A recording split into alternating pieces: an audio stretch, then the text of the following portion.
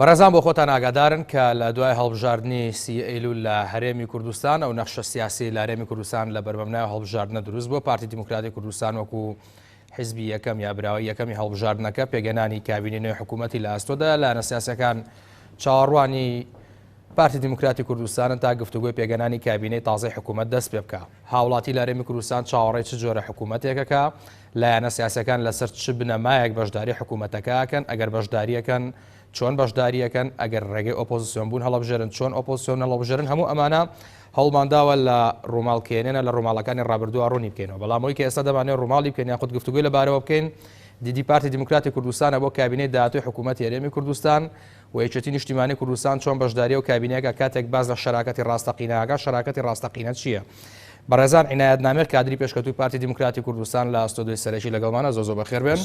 و بەڕێزان وەحسێن ئەندامی مەکتەبی ڕاگەیاندنی یەکێتی نیشتیمانی کوردستان بە ئامان شێوە لە ئەستۆدیۆی سەرەکی لەگەڵمانە ئێوەش زۆ بەخێر بێن. کاگەنوەر کاک عنایەت دووبارە بەخێر بێن لەگەڵ جەنابە دەستەکەین بە گفتوگۆ. هەموو لایەنە سیاسیەکان چاوەڕوانی پارتی دیموکراتی کوردستانن بۆ گفتوگۆی پێگەنانی کابینەی نوێی حکوومەت. پارتی دیموکراتی کوردستان فایلی حکوومەتی بە چۆ گەیاندووە؟ سەرەتا سوپاس بۆ جەناب و تەلەڤیزیۆنە بە ڕێزەکەتان و سەربازەونانی پشت کامێرە و کاکەنوەر کە ئەزێتی کێشاوە تەشریفی هێنا. لە ڕاستیە ئێمە جوڵەی پارتی هەمیشە لەسەر ئەساسی نەزەلیە ینی فکریە زیاتر پێمان باشە هەمیشە بەپێی ئەو قۆناخە ڕزگاری نیشتیمانی تیاین کە هەموو هێزەکان بەپێی ژمارە و دەنگانی کە خەڵک هێن پێی بەخشیون ئەو کورسیانەی کە خەڵک خۆیان هێناویانە لە دەرەنجامی لە ئینتیخاباتی پێش و تاوەکو ئینتیخاباتی دوجار ئەو ژمارەی ئەو کورسیانە کەواتە کاتە متمانەی خەڵک بۆ حیزبە هەموو حزبەکان بەشداری بکەن بۆ تا لاریمان نییە لەوەی هەر کەس ئەگەر کورسێکیشی بێ بەش بە حاڵی خۆی بەقەدەر کورسەکەی خۆی بەشداری بکە. لەسەر ئەو دوو بنچینەیە ئێمە لەگەڵ هەموو لایەنەکان بەبێشی قساکەین و قسەکردن بەردەوامەوە قسەمان کردو و خۆشحاڵە بین کە بتوانین ئەگەر چی تەجروبەی حکوومەتی من کەفراوان تەجروبەیەکی سەرکەوتوو نەبوو بەڵام بەدیدی من وەکو تاکە کەسێک پێم باشە یەکێتی و گۆڕان و پارتی بتوان حکوومەتێکی سەرکەوتوو دروست بکەن. حکوومەتی من کەفراوان نەزاحەتێکی ئەوتوی نێنا نەکە نەزاحەتی نێنە پێم وایە تووشی فەشەلیش بوو ینی ئەگەر ڕازگۆ بین لەگەڵ خۆمان و خەڵکی خۆمانە لە زەمەنی حکوومەتی بن کەفراوانە ئێمە شکستی خراپمان بەسەر هات و بەجێهێشتنی حکوومەتەکە لە کاتێکی زۆر ناهەموار و ڕۆیشتن و ینی ئەو بوونی ئۆپۆزیسیۆن و بەشداری حکوومەتە نە ئۆپۆزیسیۆنێکی سەلیمە و نە مشارەکەیەکی حکوومەت. زۆر باش ئێمە بە دیاریکراوی قسە لە سەرماناکەین کاگەنوەریەوەش زۆر بەخێر بێن. ئەگە حکوومەتی بنکە فراوان لە کوردستان مۆدێلی حکوومەتی بنکە فراوان فەشەلی هێنابێ مۆدێلێکی لەوە دروستتر چییە بۆ کابینەی داهاتووی حکوومەت؟ زۆر سپاس. وەڵا لە ڕاستیە مۆدێلی حکومڕانی بنکە فراوان بە نظری من فەشەلی نێناوە بە یەکێکە لە باشترین مۆدێلەکان بەڵام ڕەنگە میکانیزم و فۆرمی شێوازی ئیشکردنی 4 ساڵی ڕابردووی نێوان حکوومەت و ئۆپۆزیسیۆن تەندروست نەبوو بێ کە بێگومان پەیوەندی بە هەردوو لایەنەوە هەیە یعنی چی ئۆپۆزیسیۆن ڕەنگە فۆرمی ئیشکردنی زۆر باش نەبوو بێ و ڕەنگە ئیستیجابەی حکوومەتیش وەکو پێویست نەبوو بێ. بە نظری من ئەگەر فۆرمی حکوومەتی بنکە فراوان پێمان وایە بێ باش نیە بە کەڵگنایە ئەو فۆرمەی کە ئێستا ئەمێنێتەوە فۆرمی حکوومەتی دوو حیزبیەکە یەکێتی نیشتیمانی پارتی دیموکراتی کوردستان پێکێنن کە ئەمە لەگەڵ پێوەرەکانی هەم دیموکراسی پارادۆکس و غایبە و هەم لەگەڵ ئەوەی کە مەسەلەن بستنەوەی گۆڕان کە 12 کورسیە ناوە کۆمەڵی ئیسلامی کە 6 کورسیە ناو ئەمان ئەم دوو هێزەکە ئێستا لە گفتوگویان بەشداری بکەن بە تەسەوری منە بێ ڕێز لە دەنگەکانیان بگیرێ. لەو بارەیەوە حکوومەتی بنکە فراوان خلافەکەی ئەوەی کە هەیە پارتی دیموکراتی کوردستان خلافی هەیە لەگەڵ ئەم چەمکەوە لەگەڵ ئەم فۆرمی دامەزراندنی یا کابینەی نوێی حکوومەت مشوێ هەرچی بەڕێز کاک مەسعود بەرزانیە پێی وایە کە پێویستە بستنەوەی گۆڕانیش بەشدار بێ بەڵام لەگەڵ کۆمەڵی ئیسلامی خلافی هەیە و بەڵام نێچیروان بارزانی بەڕێز نێچیروان بارزانی پێی وایە کە گۆڕان و کۆمەڵ بەشدار نەبن بەو دەلیلی کە لە کۆتایی کابینەی هەش لە 6 مانگی ئەخیراکشانەوە و بۆ کۆکردنەوەی دەنگ و لە هەمان کاتا بەردەوام ئەمانە ئۆپۆزیسیۆن بوون و میدیاکەیان بەردەوام ڕخنەی لە حکوومەت گرتووە و خۆیان نەک بە شەریک نەژانیەوە خۆیان بە هاوبەشیش نەزانیوە ئەم بۆ چوونەی بەڕێز نێچیروان بارزانی پێم وایە واقعەتی تایە و تەنانەت ئەم گلەیەی هەند ینی بە نسبەیەکی کەمتر لە یەکێتی نیشتیمانی کوردستانیش هەیە کە زۆر جار یەکێتی نیشتیمانی کوردستان ئۆپۆزیسیۆنانە مامەڵەی کردووە بەڕاستی ئەم بۆچوونە دروستە ئەم بۆچوونەی بەڕێز نێچیروان بارزانانی بەو دلیلی مادەم ئەمانە هەمووی لە حکوومەتا بەشدارن کەواتە ئەبێ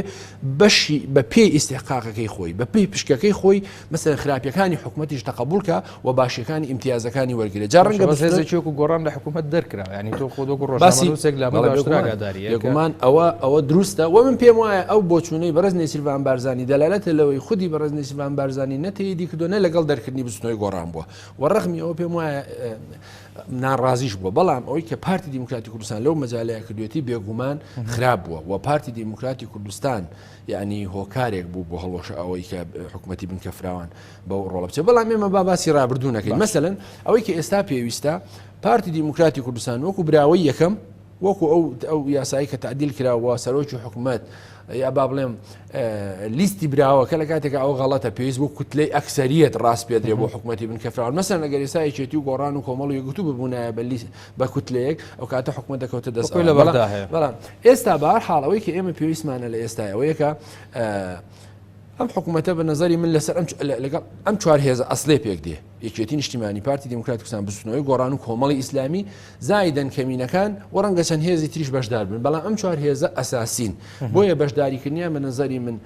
پێویستە و ئەگەر ناوی حکوومەتی بنکەفراوانیش نەبێ پێویستیان بە ڕێکەوتنێکی کۆنکرێتی هەیە بۆی لەسەر چی گرفتی هەم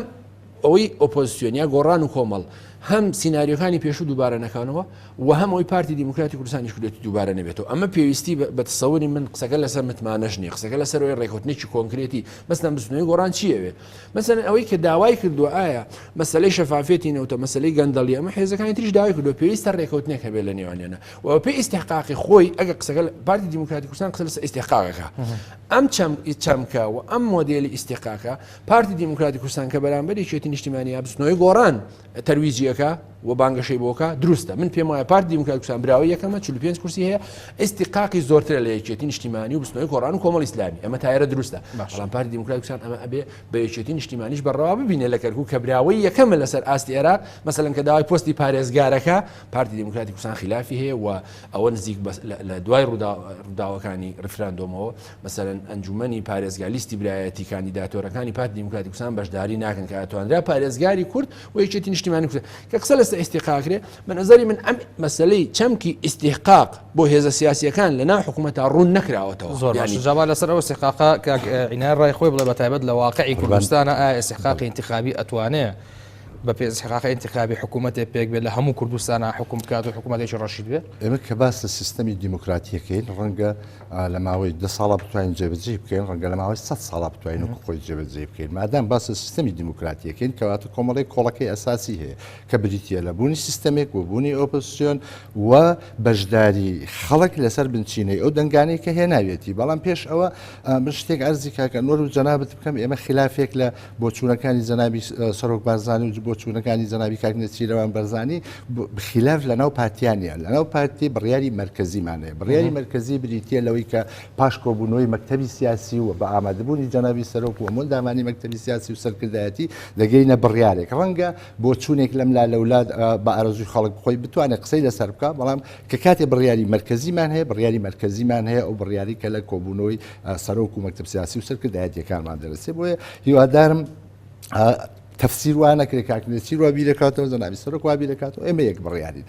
مەسەلەی دووهەم جەنابی فەرمی حکوومەتی بنکەفراوان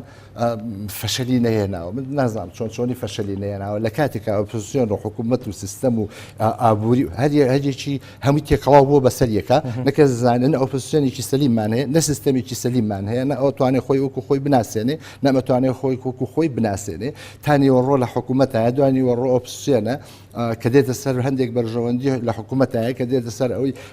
چاوبەست لە خەڵک بکات دەبێتەوە ئۆپۆزیسیۆن لەگەڵ ڕێزی زۆرمە بۆ هەمویان ئەوە سیستەمێکی سەلیم نییە بۆیە ئێمە لەم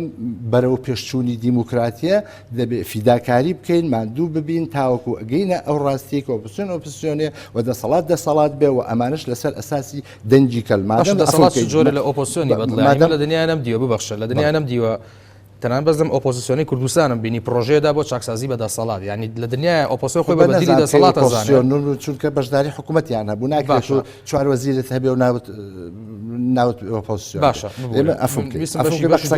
قسەکانی کاکانوەر زۆر گرنگ بوو ئیشی تر پێم سەیرە هەواڵانی یەکێتی هەر باس لە کەرکووکەکانی ینی ئێمە من بەش بە حاڵی خۆم یەک پێوەەر هەیە بۆ پێوانی هەر حیزبێک کە حیزبە و سەرکەوتووە و بوونی پێویستە یا بوونی پێویست نییە ئێمە حرەکەیەکی نەتەوەین لە قۆناغی ڕزگاری نیشتیمانی و نەتەوەی ئێمایە کەواتە پێوەرمان تەرازومان یاسا و ڕێسامان بۆ نیشانەکردنی هەر حزبێک کە شایستەی بوون یانەبوون زەرری زۆرە بوو گەل یا زەرری زۆرە بۆ نیشتیمان ئەوەیە خزمەتی بستی خاکی کوردستانەکە خزمەتی گەلی کوردستانەکە لەسەر ئەمە ساسە دەکرێت پێی بڵێ ئەمە حزبێکە پێویستە زۆر باشە ئەگەر حیزبێک زیانی لە خاکی کوردستاندا بستێک لە خاکی کوردستانی دەبە دەست دژمنەکەەوە ئەو حیزبە دەبێ هەوڵدا ئەو لاپەڕەشەیە بشارێتەوە باسی نەکە و حیزبەکانی تر وەگەر جارێکی تر گوێی لێگرێ گوێی لێ ناگرێ بۆ ڕێگەی یادێتەوە ساحەکە یا نایەتەوە ساحەکە بۆیە بانستی لە باسی کەرکووک و 16 ئۆکتۆبەر و چی ڕوویە و چی ڕووینە ئەوە کارە ساتێکن حەق جەنابتان زۆر باسی نەکەن بۆیە باز لە کەرکووک نەکەین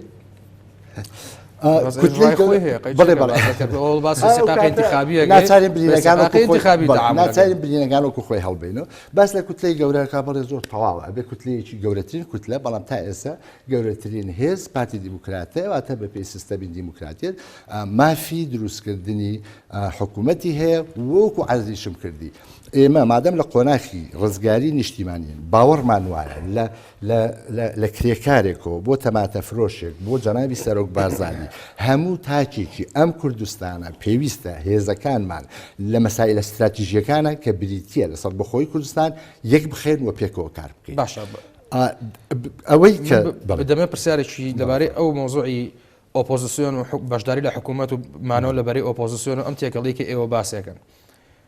دەوترێت تا ڕادێکی زۆر دەسەڵاتیش لە کوردستان لەوە تێ نەگەیشتۆ کاتە حزبێت چێتە حکوومەتەوە خۆ فراکسیۆنەکەی لە پەرلەمانە بێ ئیشی پەرلەمانی خۆی بکە ئێکەواتە ئەمە ئەگە فراکسیۆنە لە پەرلەمانە بۆ نمونە بزوتنەوەی گۆڕان هاتووە لەسەر قانونی سەرۆکایەتی هەرێم ئیشی خۆی کردووەکو فراکسیۆنێک پارتی دیموکراتی کوردستان هاتووە سەیطرەی پردەی بەڕواداخە ئێمە سەیطرەی پردێمان بەسەر ئیشکردنی پەرلەمانە دانەخست ئێمە سەیطرەی پردێمان داخست چونکە وەک چۆن لە ڕاندیە و قەڵاتزە کادرەکانیان مقڕەکانیان سووتانین کادرەکانیان شەید کردین وەک چۆن لە گەرمیان کادرەکانیان شەید کردین زۆر بێشک بووین پلانێک هەیە بۆ ئەوەی لە هەولێریش هەمان فەوزا دروست بکرێت وەکو عەرزم کردی پێوەر و یاسا و ڕێسا لە قۆناغی ڕزگاری نیشتیمانیە پێویستە تەنیا یەک خاڵ بێ چی لە خزمەتی نەتەوەکەتە و چی لە خزمەتی نیشتیمانەکەتە کە کاتێک ئێمە لەو بارودۆخە سیاسیە بووین بە تووشی نەگریستترین و دڕندانەترین دوژمنی گەلی کورد و هەموو جیهانەوە کە داعشە زۆر نامنطقیە هێزێک بێوێ بارەگای حیزبێکی سەرەکی کە لە شەڕەکە بەڕێوە با بسووتێنێ زۆر ناتەبیعیە بێ پایتەختەکە تێک بدە لەبەر ئەوە بۆ ئەوەی خراپتر ڕوونەیە بۆ ئەوەی خراپتر بەسەر کوردستانانەیە ئێمە ناچار بووین ئەو ئیجرائەوی قائیە بکەین کەوکو جەنابتان هەم زۆر باشە کاگەنەر تۆ وەڵامیەوە پرسیارە بدەرەوە ئایا ئەگەر حیزبێک بچێتە حکوومەتەوە فراکسیۆنەکەی ئەبێ بێدەنگ بێ لەبەرەوەی ئەم حیزبە خۆی بەشداری حکوومەتە ئەمە کاری پەرلەمانیە لە بنەما هەزانی ئستاز مۆزوعی پەرلەمانی کوردستان بەداخەوە بێ بڵم کە خولی ڕابردووی پەرلەمان بەڕاستی پەرلەمانێکی کاران نەبوو کێشۆگرفتی زۆر بوو مەسەلەن بە جەنابەت بڵێم بەداخەوە ئەندام پەرلەمانەکانیان زۆری نیان ئەوەندەی کە لەسەر شاشەکان بوون وەکو جەنابەت وەکو بێژەرێک دەرەکەوتن ئەوەندەکانی پەرلەمانیان ناکرد و دوجا کاری پەرلەمانی بەڕاستی بە نظری من ئەمە بتەوان بۆ هەموو فراکسیۆنەکان ڕاستە کاری پەرلەمانی ئەوە نییە مەسەرەن لە جەلسەیەکی پەرلەمانە لە بەشداریەکە لە کۆبوونەوەیەکی گەڵ سەرۆکی حکوومەت و جێگرەکەی هەندێک زانیاری دەزەکەوێ بیدەیتە میدیاکان و هیچ نهێنیەک نەمێنێ و لەگەڵ ئەوەشا مەسەلەن هەموو ئەو کەیسانی جەنابەت باسیەکەی ئەتوانی لە ڕێگایەکی باشترەوە مەسەلەن پێشکەشیکەن و دیالۆگی لەسەرکەن نیقاشی لەسەرکەن مۆزوع ئەکەش بە تەسەوەری منەوەی کە پەرلەمان زۆر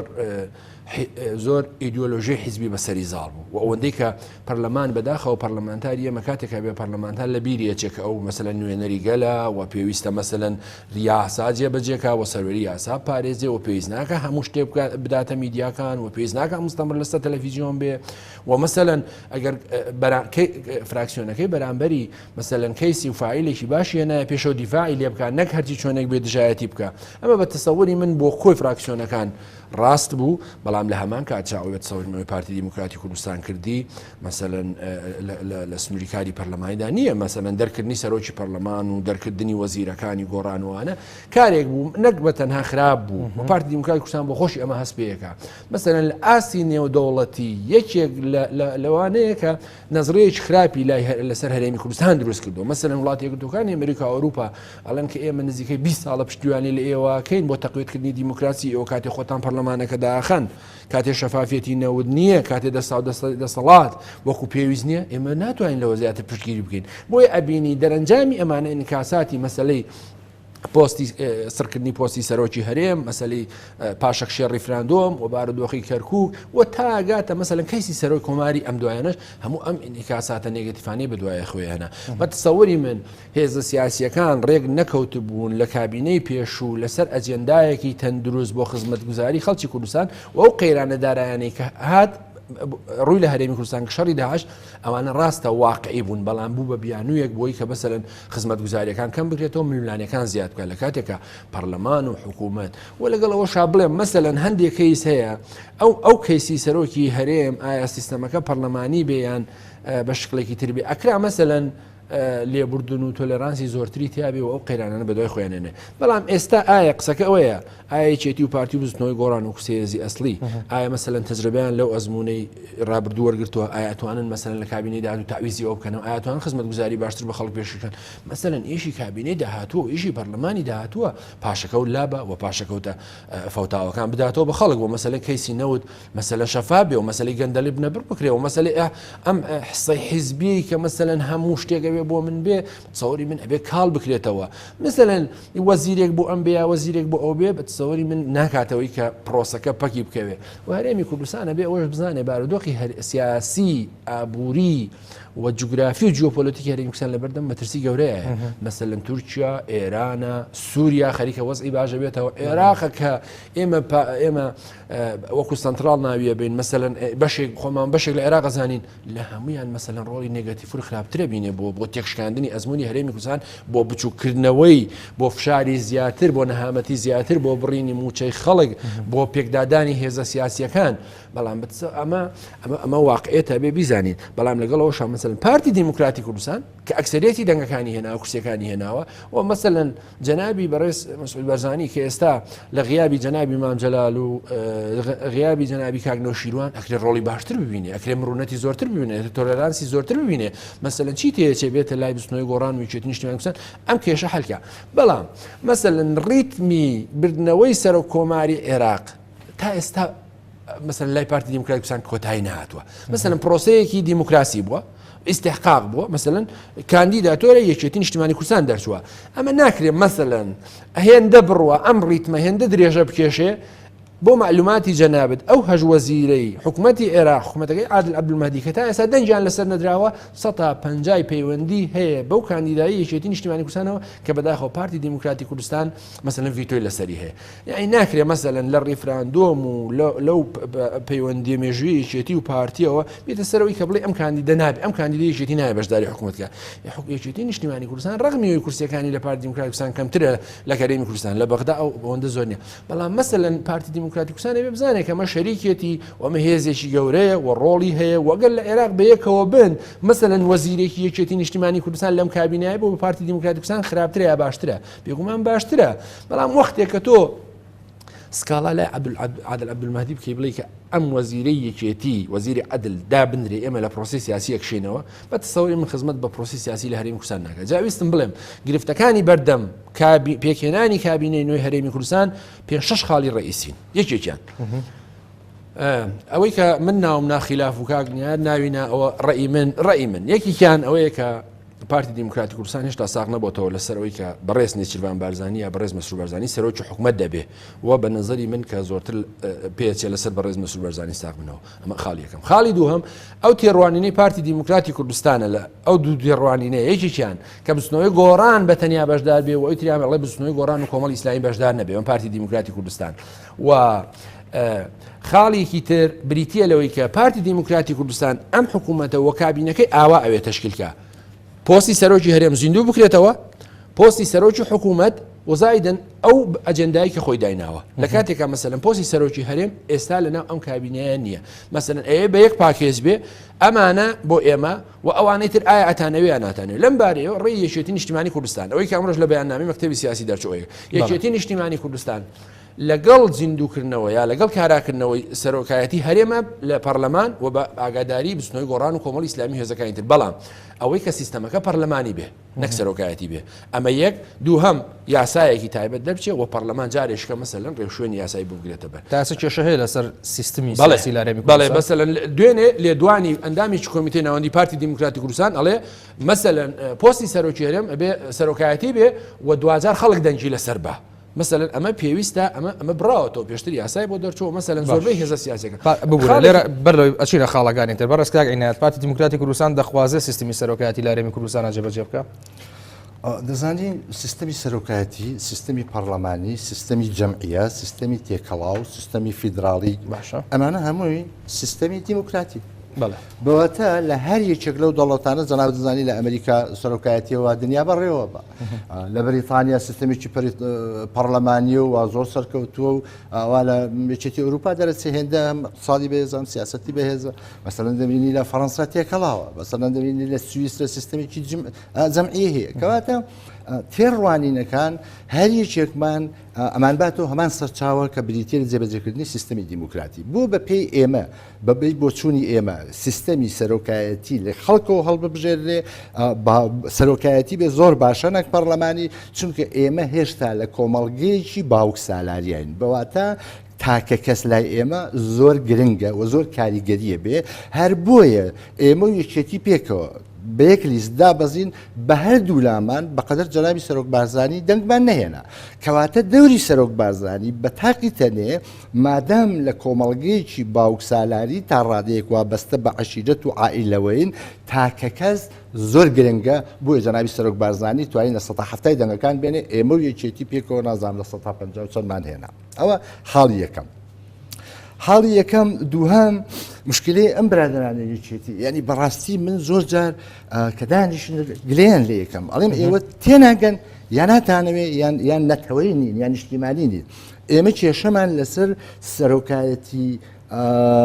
عێراق مەبەستەکە ئەوە نییە کە دکتۆر بەرهەمە یاک دکتۆر مەحەمە یاک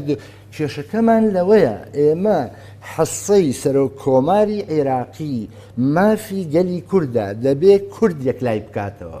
بەیانی یەکێتی نیشتیمانی کوردستان ئەم پرسە گرنگە ئەم مافە گرنگەی گەلی کوردی بردە ناو پەرلەمانی عێراق بەڵێ ئەمڕۆ بەرهەم ساڵح دەرچووە بەڵام سبەینێ شەڕواڵێکە کەنە پێی عەرەبێک ئەیهێنن و لە پەرلەمانی عێراقا دەنجی لەسەر درێ ئەو شەڕواڵ لە پێی عەرەبە و دووشە کوردیەزانێ دەبێتە سەرۆک کۆمار لەسەر حەسەی کورد چونکە دەزانی ئەوان زۆرینن ئێمە مصیبەتەکەمان ئازارەکەمان خەمەکەمان لەسەر ئەو بنچینەیە ئەزیزان وەکو عەرزم کردی ئێمە دەبێ دوو پێوەرمان هەبێ چێ نیشتیمانە پارێزێ چێ نەتەوە پارێزێ چێ مافی نەتەوە پارێزێ چێ خاچێک نیشتیمانەکەمانە پارێزێ تۆ بۆ دەی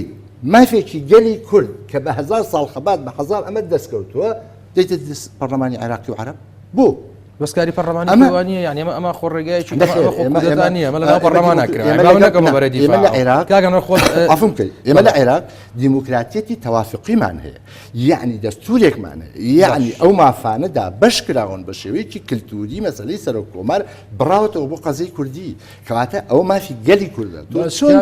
سەرۆکی پەرلەمانی عێراق کە حیسەی سونێ لەناو پەرلەمانی عێراق هەڵ نابژێردرێ بە ئیتیفاق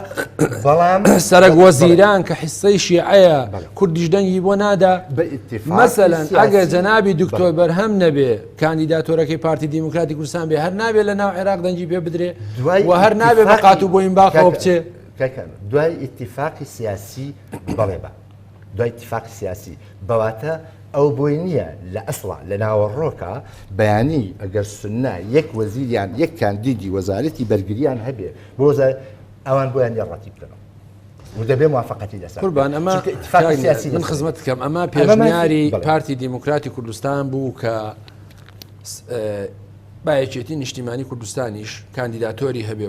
بۆ سەرۆکی کۆماری عێراق و هەردووکمان کاندیداتۆرمانە بێت لە خولی یەکەمان کە بەڕێز دکتۆر بەرهەم زۆرتری دەنگیەناوە کاندیداکەی پارتی دیموکراتی کوردستان کشاوەتەوە ئێستا سەرۆک کۆمار تەواو بوو لە هەڵبژاردنێکی ئازادە بەڕێوە چوو ئەم کەیسە من ئەڵێم ئەبێ بەڕێز بارزانی ئەبێ بەڕێز بارزانی گەورەی بنوێنێ ئەم کەیسە تێپەڕێنێ ومانەوەی ئەم کەیسە و ئەم نەغمەی ئیشکردنە بە تسەوری من کاریگەری نێگەتیڤی لەسەر پێکێنانی حکوومەتی هەرێمی کوردستانە بێ و ڕەنگە هەرمانەوەی ئەبەو شکڵە کاریگەری لەسەر پارێزگاری داهاتووی کەرکووگە بێ و لەسەر لایەنە سیاسەکانە بێ و لەسەر ئەزمانی کوردستانە بێ ئێمە دروستکردنی دابشکردنی پۆست و دەسەڵاتەکان لە عێراق بە خاڵە جەنابەت دەزانی سەرۆک کۆمار بەرامبەر 36 خاڵە کە ئەمە لە مافی یەکێتی زیاترەکە بردوێتی کەواتە ئەگەر هاتوو باز لە دادپەروەری تەوزیعکرێ کەواتە تۆ مافەکەی خۆت بە 25 خاڵ زیادە بە 5 خاڵ زیادە بردووە کەواتە وەزیری چی و حاڵیتی لێگە ڕێبا گۆڕان بیبا لێگە ڕێبایەگرتووت بیبا حزبێکی تر پارتی دیموکراتی کوردستان بۆچی کاتێ دێتە سەر هەڵبژاردننی جێگیری سەرۆکی پەرلەمان بەڕێز دکتۆر بەشیر ئامادەیە لە پەرلەمانێکی شیعە و سونە دەنگی پێ بدا و دەنگ خۆی هەڵبژێرێ خۆی هەڵبژێرێ بەبێ ئاگاداری یەکێتی نیشتیمانی بزوتنەوەی گۆڕان و کۆمەڵ و یەگرتو بەبێ ئاگاداری بەبێ ئاگادار نەبوو بەڕێزکار عینایە دەگەرم لایەنە سیاسیان ئاگادار نەبوون ینی پارتی دیموکراتی کوردستان اتفاقی لەگەڵ چێ کردووە هەرگیز ئاگادار نەبن چونکە ئێمە لە هەموو کاتەکانە لەو کاتانێک کە هیچ حیوارمان نییە هەمیشە حیوارمان هەیە یعنی هیچ کاتێک هێزەکانی یەکێتی و گۆڕان و پارتی و هێزەکانی تر لە یەکتری دانەبڕاون وە بەردەوام حیوارمان هەیە حیواری تەلەفۆنیمان هەیە حیواری ڕەفاقمان هەیە سواری ژێر بەژێرمان هەیە لەبەر ئەوە ئێمە ئەبێ بۆ مافەکانی گەلی کورد ئەگەر یەکدەنجی کرا ئەگەر یەکدەنجی گەلی کورد هەبوو ئەوە زۆر باشە ئەوە گاوێکی زۆر بەهێزە ئەوە زۆر تاو مافەکانمان بۆ مسۆگەرەکە بەڵام ئەگەر نەکرا دەبێت خۆمان تێبگەین خۆمان وەکو گەلی کورد تێ بکەین نابێ زوڵم لە لاکانی ترمان بکەین ئەمە ماژی فیەکێتیە بەڵێ با بۆ یەکێتی بێ ئەمە مافی پارتیە بەڵێ بۆ پارتی بێ ئەو مافی گۆڕانە بەڵێ بۆ گۆڕان بێ لەبەر ئەوە لێرە ئێستا ئێمە باس لەوەکەین کە ئەبێ بە استیحقاقی ژمارەی کورسیەکان هەر یەکێک لەو هێزانە ئالێرەوە من ڕایگەێنم بۆ هەموو هێزێکی کوردی کە یەک کورسی هەیە یا 22 کورسی هەیە مافی ئەوەی هەیە بە پێی ژمارەی دەنگەکان مادەم باس لە دیموکراتیەتەکەین دیموکراتیەت وادە هێزی گەل وادە گەل بۆیە دەنگە ئەو حکوومەتە باشەوە لە کەرکووک ئێستاقاقی انتخابی پیادە ناکەن ئەگە فرۆشرا بێت چۆن 6 کورسیە نەیەکێتی نیشتیمانی کوردستان قوربان جەناب ئێمە نەچوون ناو تەفاسیلی ناچوێت ناو تەفاسیلی کەرکووکەوە مەلەفێکی ترە ئەمە لەفێکی ترێ باز لە حکوومەت هێرێمەکەین لەبەر ئەوانە تێکەڵاو نەکەین من پێم خۆش نییە ملیش پێم خۆش ماسی کەرکوو ئەگەر ناکەرکوو هەر ڕووداوێکە بەسەر کەرکووکە هاتووە دەرەنجامی نێگەتیڤی ڕیفراندۆمە ئەمە زۆر مهمە ئەم قسەیە زۆر مهمە زۆر پێ خۆش بوو جەنابەت ئەوەت کرد بەواتە ڕیفراندۆم خراپمان کرد بەڵێ ڕیفراندۆم خراپ بوو لەو خەباتی سیاسی بۆچی 7,000 شەیدان بۆ لەو تەوقیتە خراپ بوو مەبەست چییە لەو تەوقیتەی لە کاتێک ئەوە بوو وەکو خۆت فەرمووت 4 دەوڵەت لە دژمان بە هەمیشەیی کارەکە 4 دەوڵەتی نەتەوەی داگیرکرد بەڵام لەو کاتێک کە ڕیفراندۆمان کرد دوان لەو دەوڵەتانە لە خراپترین بارودۆخیانە بوو یەکێک لەو دەوڵەتانە زەمانمان کرد بوو کە ناتوانێت بەهێزی عسکەری پەلامار بە لە هەمان کاتە زۆربەی قۆنسوڵیەتەکانی دنیا لەناو هەولێرا بوو کەواتە کام کات باشتر بوو لەوەی کە ئەو ئامانجی کە گەلی کورد 1300 ساڵە لە پێناوێت تێکۆشە و خەباتەکە و شەڕەکە و ئەنفالێک لە وڵاتێکی کوژدە کام تەوقیت باشتر بوو کە خراپ بوو بۆچی لەگەڵمانە پشتیوان بوون بۆچی ئەو پرسیاری دقیقە ئەگەر خراپە بۆچی یەکێتی نیشتیمانی کوردستان مەلعەب بە مەلعەب پشتیوانی کرد بۆچی 16 ئۆکتۆبر جارە یەکێتی نیشتیمانی کوردستان نەبووە مەسەلەن بۆ جەناب ڕاستکەمەوە بەڕێز جەنابی کامەری سێعەلی لە ڕۆژی هەڵبژاردنە دەنگیاوە مەسەلەن هەمووی هێزە باسی کەمپێنی پشتیوانی داخەوە پارتی ئەنجومەنی کە دروست کرایە یەکێتی نیشتیمانی کوردستان ڕۆڵی باڵای کوردستان مەسەلەن وای دانێشێتی نیشتیمانی کوردستان ئیشتیبای کردووە بەڵام مەسەلەن نامەکەی تیلرسێن وەزیری خارجی ئەمریکا خراپ بوو مەسەلەن نامەیەکی ناڕستنی جەناب پیاوێکی سیاسی مەسەلەن ئامۆژگاریەکانی یەکێتی ئەوروپا خراپ بوو مثلەن ئەو هەوڵێن نیانگیری کۆماری ئیسلامی ئێران کردی خراپ بوو مثلەن تورکیا بۆ چوونەکانی تورکیا خراپ بوو مثلەن هەموو نەخێر ئەمانە مۆزوعەکە مەسلەی کەس نییە لەگەڵ دەوڵەتی کوردینێ بەڵام مەسلەکە پەیوەندی هەبوو بە هەلومەرجێکی نێودەوڵەتی و ناوچەیی دەرەنجام ئەوەی لێکەوتەوە ئەگەر نا مەسەلەن ئێمە هەمومان پێمان خۆشە دەوڵەتی کوردی دروست بێ و هەمومان پێمان خۆشە خۆمان خاوەنی کیانێکی سەر بەخۆ بین ڕەنگە ئێمە هەموو ئەو نەهامەتیانەی کە بە سەرمان دەهی نەبوونی دەوڵەتێکە بەڵام بە نەزەری من بۆ هەموو هێزە سیاسیەکان ڕێک نەکەوت بوون دوو دڵیەک هەبوو مثلەن ئەو هەموو بۆ چوونانەی ئەمریکا و ئەوروپا بە نەزەری ئەتیبار وەرنەگیرا بەڵام مەسەلەن ئەمە ڕۆیشتووە من باسی ئێستیقاکم هەست کرد لەگەڵ بوو ئێستا قسەکە لەسەر پێکهێنانی کابینەی حکوومەتی هەرێمی کوردستانە کە هێشتا تەپوتۆزی ئەم هەموو ڕووداوانەی بەسەرەوە ماوەتەوە و پێویستە مثلەن ئەوەی کە ئیستیحقاقە بەسەلە مەسەلەن سەرۆکایەتی کۆمار لە بەرامبەر سەرۆکی هەرێمی کوردستانە ئێمە خلافمان نییە مەسەلەن پێمان وایە تەبیعیە و من بۆ خۆش بەس بە حاڵی خۆشم زانم بەڕێز بارزانی ڕایگەیاندوو کە خۆی کاندید ناکاتەوە بۆ ئەو پۆستە لەبەرەوە مۆزوعەکە پەیوەندی نییە بە بەڕێز بارزانی یا بەڕێز نیچروان بارزانی یا هەر کاندیدێکی تر مەسەلەکەوەیە کە پێویستی بە سیاغەیەکە و پێویستی بە پرسێکی دیموکراسی ترە بۆی کە ئەو گرفتانی کە لە پەرلەمان ڕوویدا دووبارە نەبێتەوە و ئەو مەسەلەن ئەو گرەیانی یەکێتی نیشتیمانی کوردستان و بستنەوەی گۆڕان هەیەە لە مەسەلەی نائەدالەتی و کە ئێستا داوای شەراکەتی سیاسی و ئابوووریەکەن کۆتایی پێبێ مەسەلەن بەڕێز بارزانی لەو کاتانەیە چەندین وەفدی دیبلۆماسی چۆتە ئەوروپا مەسەلەن هیچ کام لە هێزە سیاسیەکانی لەگەڵ نەبوو مەسەلەن تەنها یەک بەڕێوەبەری گشتی لە سەرۆکایەتی هەرێمیچێتی نیشتیمانی بووە مەسەلەن ئەم حسانە پێویستی بە دابشکردنەوە هەیە و پێویستی من هیوادارم ئەو شکستانی کە لە ڕابردوو بە خۆمانەوە بینیوە باتێبینەکانی ئەم پرسیارە زۆر گرنگە تێ لەپەڕێ یەکلاکردنەوەی پرسی سەرۆکی هەرێم بە دیموکراتی باشترین دیموکراتیەت لە دنیا بریتینیە لە ڕاپرسی شەر نییە مەسەلەن ئەو لە ناو پەرلەمان زیاتر لە دە فراکسیۆن هەیە زۆربەی ئەم فراکسیۆنانە مەسەلەن لە ڕابردوودا کە گۆڕان زۆرتری دەنگیشی هەبوو لەگەڵ یەکێتی و هێزە سیاسیەکانی تر مەسەلەن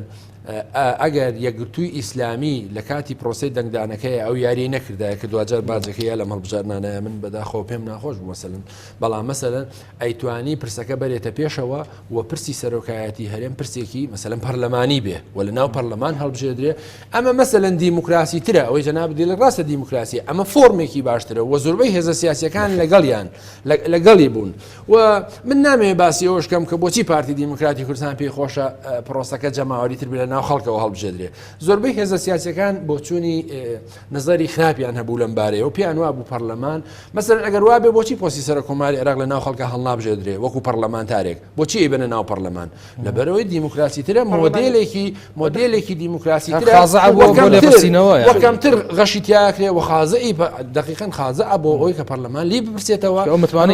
نەک مەسەلەن سەرۆکی هەرێم هەر کەسێک بێ نابێ خۆی لە گەورەتر لە پەرلەمان ببینێ ئەمە مۆزوعەکە بووە زائیدەنەوەی کە دیموکراسی تر بەڕێوەچێ و مەجای ئەوەی تیانە کە غەشی تیا بکرێت خەڵک پێیوا بوو لە ناو پەرلەمان مەسەلەن 111 پەرلەمانتار ئەتوان بە ئاسانی ئەم کەیسە هەلکەن و لە داهاتووشە بە نەزەری من هیوادارم کە ئەوە ئاوا بچێتە پێش پارتی دیموکراتی کوردستان ڕەغمی ئەوەی کە ئەکسەرێتی کورسەکانی هێناوە ئەبێ گوێ لە لایەنەکانی تر بگرێ کام پرسیان بدڵەوە کامیان پێ باشە ئەگەر نا ئەم خلاف و کێشە و مەشاکیلانە بەردەوامە بێتەوە و ڕەنگە گۆڕان بەشداریش بکە لە داهاتووە بکشێتەوە و ڕەنگە کێشەی زۆرتر ڕوودا من هیوادارم ئەم حکوومەتی کابینەی داهاتوو هەموو ئەو خاڵە نێگەتیفانی کە لە ڕابردوو ڕوویداوە ڕەغمی ئەوەی ئێمە نابێەوەمان لە بیرچە حکوومەتی هەرێمی کوردستان دەستکەوتی زۆر گەورەی بەدەستێناوە بۆ خەڵک ڕەنگە ئێستا خەڵک بڵێ چی کردو بەڵام مەسەلەن لانی کەم ئێستا بەم وەزعێتەوە کە هەرێمی کوردستان هەیەی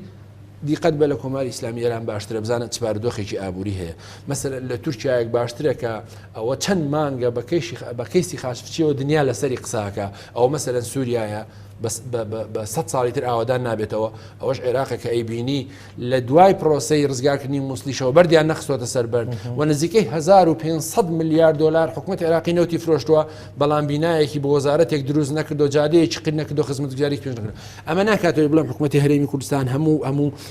پاکێجەکانی باش بدۆتە پێش خزمەتگوزاری خەڵکی باش بدۆتە پێش سیستەمی پەروەردەی باشە بەڵام ڕەغمی ئەوانە ئەتوانم بڵێم مەسەر ئەم کابینەیە ئەبێ بڕیاردا هەموو ئەو بەتایبەتی خزمەتگوزاری خەڵک بەتایبەتی ئێعتیراز و ناڕزایەتی بۆ چوونەکانی بزنەوەی گۆڕان لە سەردەمی ئۆپۆزیۆن بوونیە بۆ چوونەکانی کۆمەڵی ئیسلامی هەموو ئەوانە بە نەزەری ئەتیبار وەربگیرێ و مەسەلەن یەکێتی نیشتیمانی کوردستان قسەکەی ئەوەی ئەمڕۆ لە ڕاگەیاندنەکەی مەکتەبی سیاسی کە ئەو داوای شەراکەتێکی سیاسی ئابوووریەکە مەس ئەم شەراکەتە بەپی ناڵم بەپی ئیستیقاق بەپی ئیستیقاقەکەی خۆی پۆستەکانی و ئیمتیازەکانی پێ بدرێەوە من هیوادارم یەکێتی نیشتیمانی کوردستان ئەگەر ئەمە نەبڕێنێتەوە یان نابێ بەشداری ئەم کابینێ بکە یا لە داهاتوو نابێ ئەم گلیانە دووبارە بکاتەوە بڵێ ئێمە شەریک نەبووین ئاگامان لەوە نەبوو ئاگامان لەوە نەبوو ئەمە بە تەسەوری من بۆ حکوومەتێکە کاگنایەتیش باسی کرد بۆ حیزبێک کە بەشدارە نابێ ئەم گلیانە هەمیشە لەسەر شاشەکان دووبارە بکاتەوە بە نظری من ئەو بۆچوونەی بەڕێز نێسیروان بازانی تەواو دقیقە یا بێ بەشداربی و بەشداربی مەسئولیەتیش هەڵگیری یان بەشدارمە بە ئۆپۆزیسیۆن بە ڕێوشێنەکانی ئۆپۆزیسیۆن بە شێوەیەکی نیشتیمانی کوردستان بە یەکێتی نیشتیمانی کوردستان لە دوای یەکگرتنەوەی کابینەی حکوومەت هێرێمی کوردستانەوە شەریکی ڕاستەقینەی پارتی دیموکراتی کوردستان نەبوو لە حکوومەتە یەکێتی نیشتیمانی پێ شەریک نەبوو بۆ دلیلی وەکوتم بۆ نمونە لە سەرۆکایەتی هێرێمە ئێستا بەڕێوەبەرێکی گشتیمان هەبووە و مەسەلەن لەو مستەشارانی کە دانراوە بۆ جەنابی سەرۆکی حکوومەت حسەیەکی کەمی هەبووە و مەسەلەن لا ئەو گرێبەستە نەوتێکە لەگەڵ تورکیاکراویشێتی نیشتیمانی ئاگادار لێن بوو لەو وەفدە دیبلۆماسیانی کە چۆتە دەرەوەیشێتی نیشتیمانی کوردستان ئاگای لێەوە مەسەلەن لە ئەنجومەنی قەزا و لە ئەنجومەنی باڵای دادوەری یەکێتی نیشتیمانی کوردستان پشکێکی هەین پێدا لە هەموو ئەوانە بە تەسەوەری من پارتی دیموکراتی کوردستان استقلالی ئەمەی کردووە ئەوە بەشێکی واقعە دەوەیە کە پەیوەندی بە کێشەکانی ناخۆی یەکێتی نیشتیمانی کوردستان و یەکێتی کێشە نیشتیمانی کوردستان کێشەی ناخۆی هەبوو و مەسەلەن ئەو بەریەکەوتنانە یەکێتی و گۆڕان لە ناوچەی سەوز و بەریەکەوت بەرمانایەکتر بەریەکەوتنەکان و ئەو کێشە و ئاریشانەی یەکێتی نیشتیمانی لەگەڵ ئۆپۆزیسیۆن بچنەوە گۆڕان و کۆمەڵ لە سلێمانی وای کرد پارتی دیموکراتی کوردستان ئەوانە استقلالکە و سوء استفادەی لێ بکە کە بەداخەوە بێ بڵێن بەشێکی بەرپرسیارەتەکە بچنەوەی گۆڕان و کۆمەڵ و یەکگرتوو مەسەلەن ماوەی چەند ماخۆ پیشاندان لە دەڤەری سەوز سەری هەڵدا بۆ مەسلەی موچە پاشەکەوت مەسەلەن چەندین هزار خوێنکار لەم منطقانە بێبەش بوون لە خوێندن و مەسەلەن نەخۆشخانەکان داوامی تیان نەکرا بەڵام مەسەلەن ئۆپۆزیسیۆن ئەم سێ هێزە نەیانتوانی ئەم مۆدێلە بۆ هەفتەیەکیش بەرنە هەولێر لە کاتێکا بچنەوەی گۆڕان 100,000 دەنگیە نابوو پێش لە هەولێر ینی پارتی دیموکراتی کوردستان ڕێگای نەدا ئێستا زۆر جار خەڵک گەڵێ ئەوە باشتر بوو کە پارتی دیموکراتی کوردستان ڕێگای نەدا مناڵی خەڵک وانەکانیان فەوتێ نەخۆشخانەکان خزمەتی خەڵک نەکەن بەڵام مەسەلەن ئەبێ ئەوە بە نەزەر ئەتیبار وەرگرێ و دیموکراسی کە یەکێتی نیشتیمانی کوردستان لێرە فراهەمی کردبوو مەسەلەن بچنەوەی گۆڕان و ئۆپۆزیسیۆن بە نەزەری من هەر ئێستا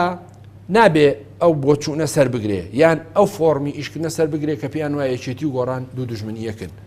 ئەم بۆچوونە بێ بە تەواوی نەمێنێ کاڵ بێتەوە یەکێتی نیشتیمانی کوردستان و بچنەوەی گۆڕان خاوەنی دوو ئایدیان زۆر نزیکن و خاوەنی مێژوویەکی زۆر هاوبەشن و لە منطقەیەکی جوگرافیان و لە مەکتەب سیاسی و جوات و کۆمیتەی ناوەندی هەمویان هەواڵی لێرین یەکترن بۆچی ناکرێ مەسەلەن ڕێکەون لەسەر فۆرمێکی باشتر مەسەلەن ئەگەر مەسەلەن بچنەوەی گۆڕان ئەبێ نەرمی زۆرتر بنوێنەوە یەکێتی نیشتیمانی کوردستان گەورەیەتی زۆرتر بنوێنە لە بەرامبەر ئەم هێزانەیە و لەگەڵ کۆمەڵ و یەکگرتووش کە لەم منطقەیە زۆرتر چالاکی و فعال و ڕێگا پێدراون بەڵام مەسەلەن ئەمە نابێ وا بکە پارتی دیموکراتی کوردستان ئەمە بڵێ ئەوە منطقەی سەوز خۆی گرفتی هەیە خۆی پیشاندانی تایە باش مەسەلەن ئەبێ بە نظری من هەم پارتی دیموکراتی کوردستان واز لەو نەغمە ئیشکە نەبێنێ وان بچنەوەی گۆڕان و یەکێتی نیشتیمانی بە تایبەتیش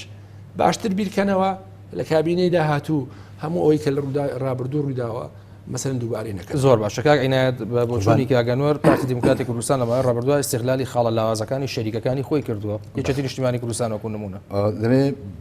قسێکی بەرناشۆ بیرکەوتەوە دەڵێ ئەوەی کە لە ڕاستی تێناگا گەمژێ ئەوەی تێگا خۆی لێ جێلەکە ئەو تاوانبارە پرسیار ئەوەی ئێمە لە 92 ئێمە یەکێتی نیشتیمانی کوردستان پێکەوە حکوومەت دروست دەکەین و تشکیلەکەین و بەڕێوە ئەبێن و شەریکین لە هەموو سەرکەوتنەکان و هەموو فەشەلەکانمانە ئەگەر فەشەلمان هەندێک هەبوو ینی شکستەکانمانە ناوی بنین لە 92 بۆ ئەمڕۆ یەکێتی نیشتیمانی تێنەگەیشت کە شەریک نییە کامیانە ئەگەر شەریک نییە ولاوازە و بەکار هاتووە لە 92 بۆ ئەمڕۆ نەبوو هەڵوێستێکی هەبێ ئەگەر شەریکە بۆچی بە خەڵک ئەڵێم شەریک نیم بۆچی خۆم و سیستەمە بەشدار بووکەم وا لاواز و بێدەسەڵات پیشانەیە وە ئەمە بۆ خۆی پرسیارێکە پرسیاری بەزەو چەند نمونەی هێنایەتی اتفاقی نەوتی لەگەڵ تووشیاکراوە ئێمە ئاگامان لێنێ وەف دەچێتە دەرەوە نوێنەری ئێمە تیانە کاگەنەوە چەند نمونە لە 92 تا ئێستا ئێمە شەریکین ئەزانن شەریکین یا نازانن شەریکین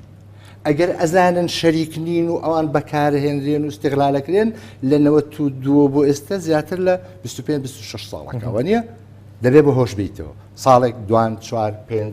دەبێ بەهۆش بیتەوە کە بەهۆش نایتەوە القانون لا يحمل مغفلين کەواتە خۆیەتی بەهۆش نایەتەوە. خاڵی دووهەم دەربارەی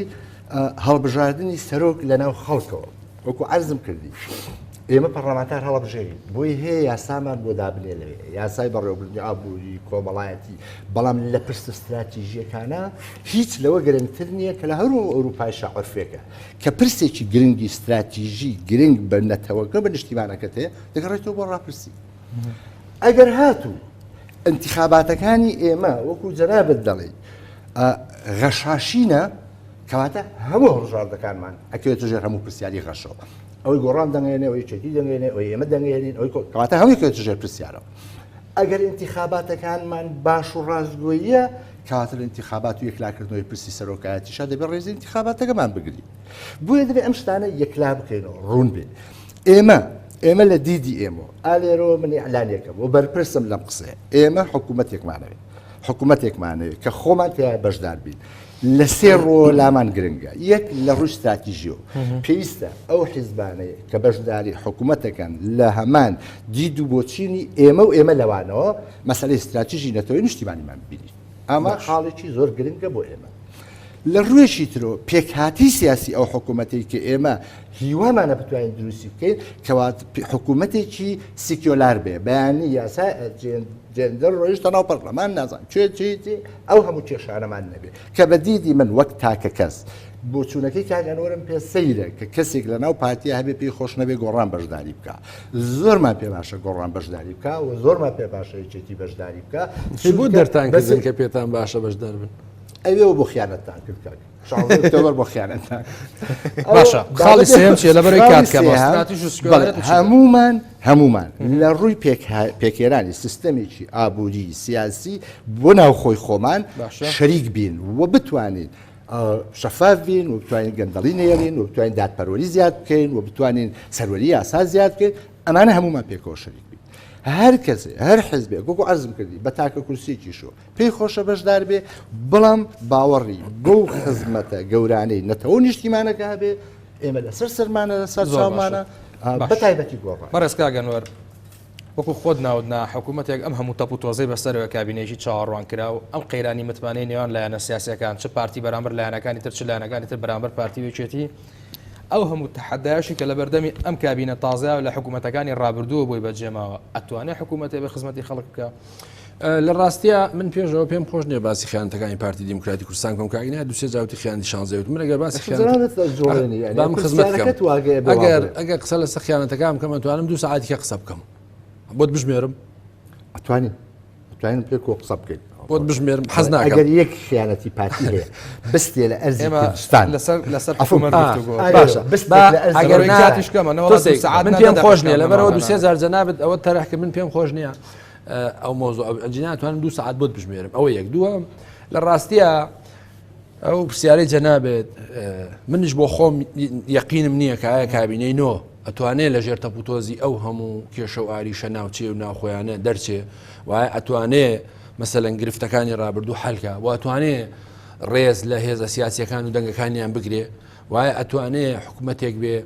خزمەتگوزاری زۆرتر و زیاتر پێشکەش بە خەڵکە یعنی ئەبێ حکوومەتی هەرێمی کوردستان لەمە تێبگا مەسەلەن ئەمە زستانە ڕوا ئامادەنیە بەرمیلەنەوت با بە خەڵک مەسەلەن ئەبێ لەوە تێبگا پاشەکەوتی موچۆمانە تاوا بکە مەسەلەن ئەبێ شەفا بێداهاتی نەوتی فرۆشراوی چەنە تا خەڵک قەنەعات پێ بکە کە پارەی نییە و مەسەلەن ئەبێ ئەو هەندێک وەزیر هەبووە لەم کابینەیە هیچ خزمەت نە خەڵک نەحیزبەکە نەخودی حکومەلی ڕازی نەبووە مەسەن ئەم وەزیرەی بۆ چییە لەگەڵ ڕێزم بۆ هەندێکیان مەسەرەن ئەبێ و لە وەزیرەکانی پرسێتەوە شەر نییە ئەم وەزیرەیەکێتی نیشتیمانی کوردستان یا بستنەوەی گۆڕان دایناوە یا پارتی دیموکراتیک 4 ساڵە بێ بە هەموو کۆڕم کوڕیەکانەوە بەشدار بێ وانە ئەکرێ واز بێنێ ئەکرێ دەست لە کار پێشێتەوە ئەکرێ حکومەت خەڵکی تر بخاتە شوێنی ئەمە بە تەسەوەری من بەشێکی گرفتەکە بووە و من هیوادارم لە کابینەی نۆ وەزیرەکان کە تەشخیص ئەکرێن و دانرێن لەسەر ئەساسی پسپۆری و لێهاتووی و کەفاعەت بێ مەسەلەن یەکێتی نیشتیمانی ماماکان ئەگەر کاندیداتۆرێکیشی هەیە بۆ وەزیری نەوت مەسەر سەرۆکی حکومەت دەتوانێت قبولی نەکا کاتێ بزانێت لێهاتوو شارەزا و پسپۆر نییە و بچنەوەی گۆڕان بە هەمان شێوە و پارتی دیموکراتی کوردستان خۆشی مەسەلەن سەرۆکی حکومەت مادام لە پارتی دیموکراتی کوردستانە ئەبێ هەم جورئەتی زۆرتر هەبێ و هەم مەسەلەن زۆر عەدالەتخواز بێ لەم مەسەلەیە و هەموو ئەو مثلا ناکرێ وەزارەتی دارایی ئامادە بێ 100 میلیۆن دلار بە وەزارەتێک سەرفکە بەڵام بە وەزارەتێکی سری سرف نەکە مثلا ئەبێ زانکۆکانی سلێمانی هەولێر و دۆ بۆ وەک سیرکردن بەڵام بە نظری من گرنگترین شت ئەوەیەکە یەکەم یەکێتی و پارتی بتوانن بە تایبەتی ڕێکەوتنێکی کۆنکرێتی تازە بەستن یەکێتی و بچوتنەوەی گۆڕان ڕێکەوتنێکی تازە بەسن بۆ چارەسەردیکردنی و کێشانە یا هەرسێکیان بەیەکەوە و لەگەڵ ئەوەشە پەیوەندیەکانیان لەگەڵ تورکیا و ئێران و عێراقوانە باشتر کەن مەحکومن بەوە و لە هەمان کاتیشە مثلەن ئەو ناڕزایەتی ئەمریکا ئەوروپا هەیەیان بۆ لە ڕابردوودا بەتایبەتی لەسەر مۆزۆی ڕفراندۆم و سەرۆکایەتی هەرێم و پرسی دیموکراسی و شەفافێتی نەوتوانە بە تەسەوری منتوانن نموزەزیشی باشتر پێشێن و ئەمە بەچیە بێ مثلەن سەرۆکایەتی هەرێم بۆ شقڵەبێک هێزە سیاسیەکان یا ئامۆژگاریەکانی ئەوان بە نظری ئەتیبار وەرگرن و مثلەن داهاتی نەوت شەفاف بێ با کۆمپانیایەکی ئەوروپی متابعی بکە و مثلەن خزمەتگوزاری بۆ خەڵک پێشکەش بکرێەوە مەسە ئەو هەموو ئەتراز و ناڕزایەتی خەڵک کەم بکرێتەوە هەموو ناڕزایەتی گەنجان کەم بکرێتەوە و ئەو شەڕە میدیایی هەیە لە نێوان ئەم هێزە سیاسیانە بە نظری من کارێکی زۆر خراپە مثلا دیقەت بەی پارتی دیموکراتی کوردستان مثلا ڕۆژنامەیەکی هەیە لە ئەلفەوە بۆ یای ڕۆژانە مثلا گوێنەدا بە یەکێتی نیشتیمانی کوردستان ببێ و یەکێتی نیشتیمانی جوایی باتەوە مثلا ئەمە ناکرێت بە پارتی دیموکراتستان ئەمە ڕاگرێ ئەگەر ئەمە ڕنەگرێ مثلا توانم ئێستا 100 مقالەیەت بۆ دەرکەم لە موبایلەکەم مثلا مەبەستە لە خەبات نەخێر خەبات جەریدەیەکی معتەبەرە مثلا ئەبێ ئەم مثلا فەوزا میدیایی کە هەیە لە هەرێمی کوردستان چی هێزە سیاسیەکان ولا چ دەرەوە بە نظری من ئەبێ ڕێک بخرێ و میدیایەکی بەرپرسانە کار بکە بە نظری بەشێکی کێشەکان میدیا بەرپرسە لی و ئورژاندنی میدیاکانە و بە هەندێک لە کەناڵەکان بە شقلێک هەواڵەکان بەرنامەکان ئاڕاستاکە ئەبێتە هۆی نانەوەی کێشە لە سلێمانی ئەبێتە هۆی ئەوەی کە مەسەر ڕووماڵی خۆپشاندانەکە خۆی پیشاندان دروزەکە ئەمە بە تەسەوری من خزمەتی پرۆسی سیاسی و ئەجندای سیاسی لە هەرێمی کوردستان ناکەوە لەگەڵەوە شابێ یەکێتی و پارتی و گۆڕانیەوە بزان ئەگە قەرار بێ هەرێمی کوردستان تووشی شکست بێ ئەم سێ هێزەش تووشی شکست دەبن و ئەگە سەرکەوتن بێ بۆ هەر سێکیانە لەبەرەوە قسەکەەوەی پارتی دیموکراتی کوردستان کە ئەکسەرێتی دەنگەکانی هێناوە ئەبێ دیسان پیاچوونەوەی گشتی بە بەرنامەکانی ئەمکەوە بە ئەجنداکەی بکە و مرونەتی زۆرتر بنوێنێ زۆر باش لە هەمان کاتا پارتی بستنەوەی گۆڕانی زۆرشتمانی لایەنەکانی تریش بەرپرسیارانە سەوەری من مامەڵە زۆر باشە لەبەرەوەی لەگەڵ کاک عنایەت دەستمان پێکرد حتمما کۆتایە دەین بە جەنابەت لە ڕەنگەمە دو دەرفەتی گفتوگۆ بێ لەگەڵ کاک عنایەت دەوترێت لە هەرێمی کوردستانە بەتایبەت لە کابینەکانی ڕابردووە هەموو کابینەکان ئەگەسەی کارنامەکەی کارنامەیە توانی بەم حکوومەتە حکمی وڵاتێکی ئەوروپی بکە کاگەنوەر بەڵام کە دێتە سەر ئەرزی واقع ئەوە ژیانی هاوڵاتیەکانێتی زەمان چییە کارنامەی ئەم جارە هی پارتی هیەکێتی هی گۆڕان و هەموو لایەنەکانی تر وەکو خۆی جێبەجێ بکرێ دەزانی کاکەم جەناب دەزانی ینی دای من ئەوەی کەس کە دروستەکە بە ڕۆیشتنی حکوومەت فکرە یان داڕشتنە خواستیەکانە ئێمە هیوامانەکەوا لە ئەسڵە ڕاستگویانە قسە بکەین ڕەنگە لە حملاتی انتخابی هەندێک خواست و شتیوا باس بکرێکە واقعی نییە بەڵام ئەوەی کە ئێمە هەوڵمان بۆیاوە ئەوە ئامانجمانە ئەو ئامانجانە ڕەنگە وەکو ئەزم کردی پرۆسی دیموکراتیت ڕەنگە بە 4 ساڵ لە وڵاتێکا جێبەجێ بکرێ ڕەنگە بە 100 ساڵ جێبەجێ بکرێ ئێمە خواستمان وایە وە هیوامان وایە وەکو کاکانۆی شارێ پێەیە کە بتوانین کۆمەڵگەیەکی دادپەروەری تەواو شەفافی تەواو ژیانێکی ئابووری باشی تەواو بەسەروەری یاساوە دروست بکەین بەڵام تۆ لە بارودۆخێکەکەی لە هەر چوارلاوە فشاری سیاسی اقتصادی چوزارم مخابراتی بە بەردەوام لە شێواندنتایە لەبەرەوە ئەو معادلەی کە دروستە بێت تۆ دەتەوێت بەرەو پێش بڕۆیت و ئەو دەیەوێت ڕات بگرێ تەوازنێک وەرەگرێ دەگەینە شوێنێک ئەو شوێنێ ئێستەیە کە تێگەیشتوێ بەڵام دیسانەوە من لەگەڵ ئەوم ئەگەر بە باوەڕی من ئەگەر هاتوو یەکێتی و گۆڕان و پارتی بە باوەڕێکی ڕاستەقینەوە بە ئامانجی سەرخستنی ئەو گەلەمان بەبێ شێواندنی فیکریان بەبێ تێکدانیان بەبێ مزایدەی حزبی بەبێ بەرژەوەندی حزبی ڕازگۆیانە لەگەڵ گەلەکەمانە قسە بکەینەوە کار بۆ گەلەکەمان بکەین وە لە مەسائل استراتیژی و بنچینەیەکانە ڕازگۆیانە لەگەڵ یەکا تەعامل بکەین زۆر گرنگە بێ و دەتوانین هەنگاوی زۆر باش بەدەست بێنین هەر بۆ نمونە ئێمە لە ساڵی 1970 کە بەری کوردستانیمان دروست کردووە هەموو لێک نزیکیی ئێمە و هێزەکانی تری ئەو کاتەی حزب بوو پاسۆک بوو حزبی شوعی بوو هەمیشە سەرکەوتنی باشی بۆ بەدەستێناوین لەو کاتێک کە بووینەتە دژیەک هەمیشە شکست و بەدبختی بەسەر ئەم گەلەی ئێمە هێناوە ئەبێ هەمووشمان لە کەساتێکا بوەستین بڵین ئیتر بەسە بەرژەوەندی حزب و بەرژەوەندی لەگەڵ داوای لێبوردنم مافیەکانی ناو حزب کەواتە دەبێ حزب بۆ خۆی پاک بکاتەوە ئەمەنجی ڕوونی هەبێ و هەنگاوی نیشتیمان پەروەرە و نەتەوانێ هەبێ و لەگەڵ حیزبەکانی تریشا ڕازگۆ بێ و پێکەوە هەموو خزمەتی گەلی کوردستان و خاچی کوردستان. با دوایین دوو خولێکی شەدەین بە کاگەنوەر چۆکەوتم لەگەڵ جەناب دەستمان بە گفتوگۆ کرد. کاگەنوەر هەر لەبارەی کارنامەوە هیچ زمانێ هەیە ئەم هەموو کارنامە جوانەی ئەم لایەنانە کە دواتر کۆکرێتەوە کارنامێکی حکوومەتی لێ دروستەکرێ ئەم کارنامە جێبەجێ بکرێ؟ وڵا بە پلەی یەکەم ئەوەستێ لەسەر سەرۆکی حکوومەتی داهاتوو کە بە نەزەری من ئەبێنێتی باش نیشاندا و دوایی مەسەلەن ئەم سێ هێزە بە تایبەتی یەکێتی و پارتی و گۆڕان ئەگەر بیانەوێ توانن بۆنە مەسەلەن چ گرفتێکەیە لە بەردەمەی چاکسازی بکەن مەسەلەن بنە بڕی گەندەڵی بکەن مەسەلەن چاکسازی لە هەموو پندەکانی ئەم کۆمەلگایە بکەن مەسەلەن خەڵک چیەوێ خەڵکی هەرێمی کوردستان خۆشگوزەرانیوێ موچەیەوێ و ئازادیەوێ و ئارامیەوێ مەسەل ئەمە ئەرکی حکوومەتە و حکوومەت ناکرێتتر تاسەر مەسەلەن بیانی جۆرا جۆر بێنێتەوە کە نەودابەزیوە و مەسەلەن هەڕەشەمان لەسەرا و حکوومەتی عێراق هێزە نێری ئەمانە تەواو نابێ بەڵام بە نەزەری منەوەیە کە ئەبێ مەسەلەن خودی بە تایبەتی ئەم سێ هێزە و بە تایبەتری یەکێتی نیشتیمانی پارتی دیموکراتی کوردستان کە بەرپرسی یەکەم و دووهەمن لە هەموو بارودۆخی هەرێمی کوردستان زۆرتر سەنەبی ئەوان زۆرتر چاکسازی لە خۆیان نابکەن وەکوتم باشتریش ئەوەیە مەسەلەن نێچێتی پارتی هەندە دەست نەخەنە حکوومەتەوە و مەسەلەن حکوومەتێکی ئەکتیو دانێن و پشتیوانی بکەن و مەسەلەن ڕێنمایی بکەن تاوی کێشەی بۆ دروستکەن و مەسەلەن ئەم خۆپیشاندان و اعتراض و ناڕەزایەتیانە ئەگەر هەش بێ بە شکلێکی مەدەنیتر بەڕێوە بچێ و حکوومەت دەبێ مەسەلەن لە ئێستا و حسابی ئەو کا بودجەی تایبەت دانێ بۆ ئەم خزمەت گوزاریانە و لە هەمان کاتشا ڕێزی یەکتر بگرن و ناکرێت لەسەرەوەی مەسەلەن گۆڕان ڕێیەکی هەیە سبێنە دیسان وەزیرەکەی دەربکرێ یا مەسەلەن یەکێتی نیشتیمانی کوردستان خلافێکی هەیە مەسەلەن وەزیرەکەی کێشەی بۆ دروست بکرێ لەسەر ئەبێ مەسەلەن ئەو بۆی کەوتم ئەو تۆلێرانسی هەیە قبول بکەن و هیوادارم ینی باشترین ئالتەرناتیڤەوەیە کە ئەو هەموو کێشە و مشکیلانی ڕابردوو بە نەزەری ئەتیبار وگرن ئەتوانن دەرسی لێوەرگن و حکوومەت هەرێمی کوردستان ئێمە ناڵێن وەکو حکوومەتەکەی پاریس بێ ئەیلانی کەم وەکو حکوومەتێکی وڵاتانی کەندا بێ بتوانێت خزمەتگوزاری پێشکەش بکات. زۆر بەڕێز ئەنوەر حسێن ئەندامی مەکتەبی ڕاگەاندنی یەکێتی نیشتیمانی کوردستان سپاسی زۆر لەگەڵمانە بێ بەڕێز عنایەت نامیق کادری پێشکەوتوی پارتی دیموکراتی کوردستان سپاسی زۆر کە لەگەڵمان نابوون دووبارە بەخێر بن دووبارە سپاس.